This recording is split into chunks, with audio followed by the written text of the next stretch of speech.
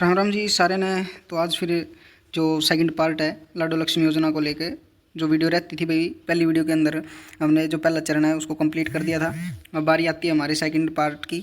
तो और इसके अंदर आप पूरा करेंगे चरण सेकंड। आवास का जो विवरण है भाई वो देंगे कि क्या कुछ उसके अंदर आपने फिल करना है, क्या कुछ नहीं।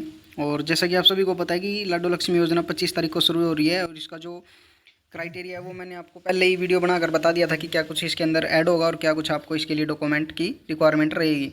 अब आज आप बात करते हैं दूसरा चरण आवास का विवरण। तो सबसे पहले आपको क्या करना है, वर्तमान स्थिति अपनी बतानी है कि आप वर्तमान में कहाँ रह रहे हैं। तो इसके अंदर आपको दिया हुआ है सरकारी क्वार्टर या फ्लैट। अगर आपको सरकार द्वारा कोई भी किसी भी प्रकार का मकान वगैरह दिया गया, अगर आप सरकारी नौकरी करते हैं तो वो, या फिर नियोजक द्वारा प्रदान किया गया आवास, या फिर सब या पारिवारिक मलिकियत, यानी अगर आपका खुद का है, या फिर किराए पे बैठे हो आप, या फिर पेइंग गेस्ट यानी पीजी में रहते हो, छात्रावास में रहते हो, या वृद्ध आश्रम में रह रहे हो, रिश्तेदार या दोस्त के साथ रह रहे हो आप कहीं पे भी, या किसी स्थायी निवास पे रह रहे हो, ठीक है, या बेघर हो या अन्य जो भी है। तो इसके लिए जो भी आप प्रेजेंट में आप जहाँ भी रह रहे हैं तो उसका चयन करना है। उसके बाद आपको अपने जन्म के समय माता पिता का जो आवासीय पता है उसके बारे में बताना है कि आपके माता पिता हरियाणा में रहते हैं जब मतलब आपका जन्म वगैरह हुआ था। तो उसके लिए आपको हाँ, अगर रहते हैं तो हाँ करनी है, अगर नहीं रहते तो आपको नहीं करना है। और अगर आप नहीं करोगे तो आपको विवरण देना है कि आप किस राज्य में थे उस टाइम और किस ज़िले में रहते थे, किस ब्लॉक किस शहर में रहते थे। और अगर आप हाँ करोगे तो यहाँ पे आपका हरियाणा आएगा। हरियाणा के बाद आप किस ज़िले में रहते हो, ज़िले के बाद आपको ब्लॉक या शहर का नाम देना है, गाँव का नाम देना है, गली नंबर, वार्ड नंबर, जो भी आपको यहाँ पर देना है, और पिन कोड रख देना आपको।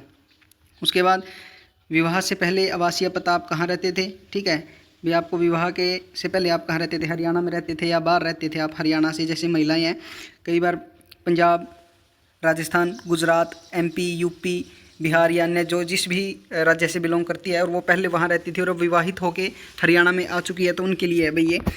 तो विवाह से पहले आप कहाँ रहते थे, अगर आप हरियाणा में रहते हो तो आप यहाँ पे हरियाणा राज्य में हरियाणा चूज़ करोगे, ज़िले में अपना ज़िला जिस भी ज़िले में आप रहते हो वो चूज़ करना है। उसके बाद आप ब्लॉक, आपका शहर यानी आपकी तहसील क्या है, उसके बाद आपका वार्ड नंबर, घर नंबर, पिन कोड आपका क्या है, ये सब जानकारी फिल करने के बाद आपको जमा करें।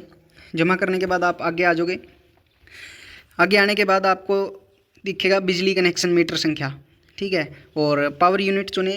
पावर यूनिट इसके अंदर लिखना आपको किस मतलब जैसे दो हैं अपने हरियाणा में, UHVBN और DHVBN। तो इनमें से आपके पास यूटिलिटी का जो बिल है वो आता है DHVBN के थ्रू आता है या फिर UHVBN के तहत आता है। ये सब जानकारी फिल करने के बाद आपको बिजली कनेक्शन मीटर संख्या आपको यहाँ पे दर्ज करवानी है। और दर्ज करवाने के बाद आपको सत्यापित जरूर करना है। अगर आप सत्यापित नहीं करोगे तो ये आपका जो अकाउंट नंबर है वो नहीं उठाएगा। उसके बाद अगर आप बात करते हैं तो बिजली कनेक्शन मीटर की जानकारी, उपभोक्ता का नाम यानी बिजली बिल जो किसके नाम से आता है, बिजली बिल जो लगा हुआ है, मीटर लगा हुआ है वो किसके नाम आता है। उसके बाद नीचे आपका ये दिया हुआ है वार्षिक बिल, रुपए में लिखना आपने, पूरा साल का लिखना है, ना कि आपको एक महीने का। पूरे साल में आपका बिजली बिल कितना आता है। मान लो अगर किसी का 10,000 रुपये आ रहा है पूरे साल में तो उसको 10,000 रुपये लिखना है, ठीक है। और उससे कम आता है तो उससे कम लिखना है, ज़्यादा आता है तो ज़्यादा आता है लिखना है, या जितना भी आपका पूरे साल में बिजली बिल होता है वो यहाँ पे दर्ज करने के बाद जमा कर देना है। उसके बाद आपको आगे बढ़ना है। आगे बढ़ने के साथ साथ आपका जो दूसरा चरण है वो कंप्लीट होता है। उसके बाद आता है तीसरा चरण, पारिवारिक सदस्यों वाला। इसका विवरण देना आपने, माता पिता का विवरण कि आपके जो माता पिता है वो अभी जीवित है या अजीवित है, ठीक है। अगर जीवित है तो आपको अपने पिता का आधार कार्ड यहाँ पे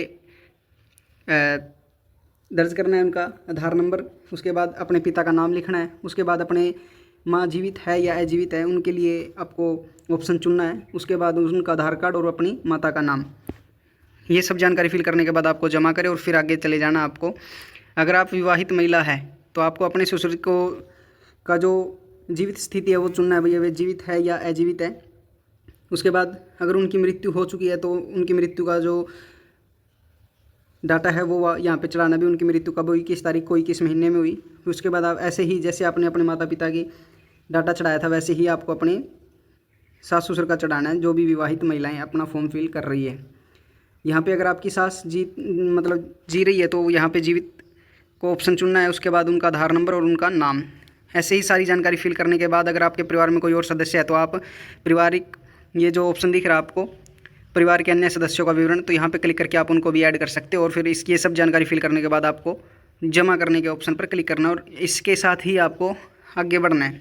ऐसे ही पारिवारिक सदस्यों का विवरण यानी तीसरा चरण भी पूरा हो जाता है। उसके बाद आप आते हैं चौथे चरण पे, आय का विवरण। तो सबसे पहले आपने अपने जो भी विवाहित महिलाएं हैं अपने ससुर पक्ष में सदस्यों की आय का विवरण करना है भाई, ठीक है।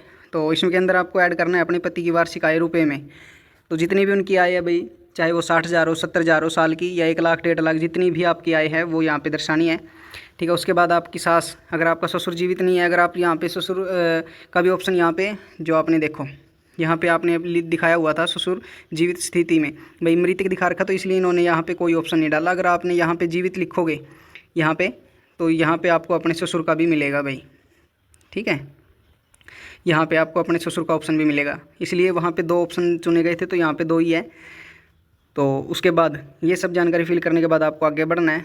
आगे बढ़ने के साथ साथ आपको यहाँ पे फिल करना है ससुराल पक्ष के सदस्यों की आय का विवरण कंप्लीट कितना हो रहा है, ठीक है, ये यहाँ पे दिखा देगा।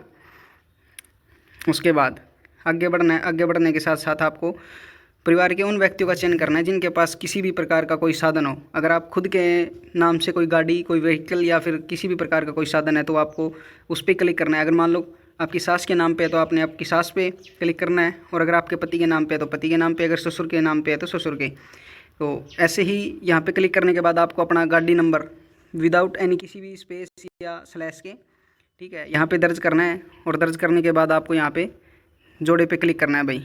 यहाँ पे क्लिक करने के बाद ये आपका ये जो ऑप्शन दिख रहा है ये फिल किया हुआ है भाई, ठीक है। ये आपने जिसके भी नाम है वो यहाँ पे आ जाएगा। जैसे मान लो अगर आप स्वयं चुन करते हो तो आपका ये आ जाएगा। वाहन किस प्रकार का भाई, एम साइकिल यानी स्कूटर है, और वाहन पंजीकरण संख्या जो भी आपने डाली गई है। उसके बाद जितनी भी जानकारी फिल करने के बाद आपको आगे बढ़ना है। इसी के साथ भाई चौथा जो विवरण है वो पूरा होता है, और 5वां और 6ठा विवरण करेंगे आप कल। तो इसी के साथ वीडियो यहाँ तक भाई। अगर आपको किसी भी प्रकार की इस वीडियो में कोई भी जानकारी समझ नहीं आ रही है तो आप हमें